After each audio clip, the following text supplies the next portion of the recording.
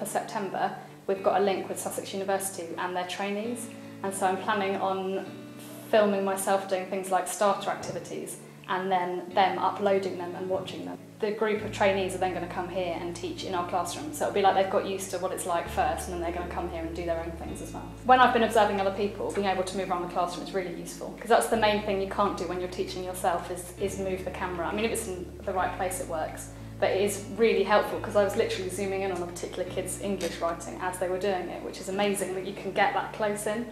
But also the whole bit where you can comment on what's going on, that section is really easy to use. The reason I like Iris is because it gives you time to reflect later on. So usually when you teach, if you're being observed by someone in the room, you'd instantly get that feedback and you remember things from your own perspective. So you might feel when you're teaching that there's a couple of kids who aren't on task or aren't engaged, and you forget the other 20 kids who are engaged, whereas then when you watch it back, if you look at all the rest of them who are completely there, it makes you change your perspective on what's happened, because you can often skew your perspective just from a couple of kids who aren't involved.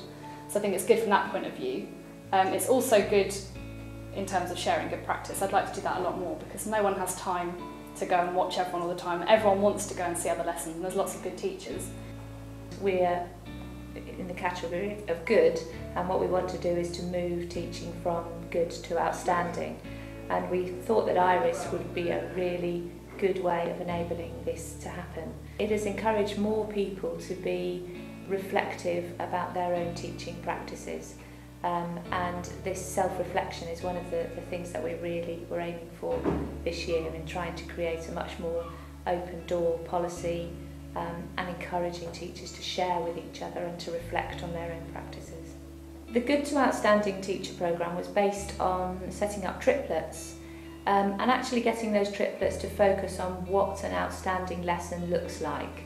Those that have used it, it has been really good, because rather than having to arrange cover for 3 different people to be observed and to observe each other, we've been able to use Iris. I don't know of anybody that's used Iris and hasn't been enthusiastic about the effect it's had on them and the response to their teaching. It is about evidencing students' work for BTEC. That is what I'm really interested in using it for at the moment. They have to have an evidence log. The log does not have to be written. So as long as we're evidencing their work as they go along. And what's really nice is that after their performance work or during their performance work or during rehearsal evening, they can come up to Iris, come close to the actual thing, and talk directly to the camera. And then they can go back and do their rehearsal again. So they're actually evidencing their work as they go along, which fits the evidence criteria for BTEC absolutely perfectly. So I can do sessions on BTEC, record rehearsal, they can talk about their development, and we can see it all in one package. But also, if I wanted to share expertise with other members of staff, they teach lessons considerably better than I do. I would like to know what they've done. And so being able to get their experience into my classroom without them being there, because obviously they're teaching somewhere else, would actually be really, really useful. What I like about Iris really is the fact that it becomes like an invisible mentor in the room. You know, having another member of staff in the room can have a really interesting effect on classroom behaviour and management. So having that person there, sitting there, the students behave differently.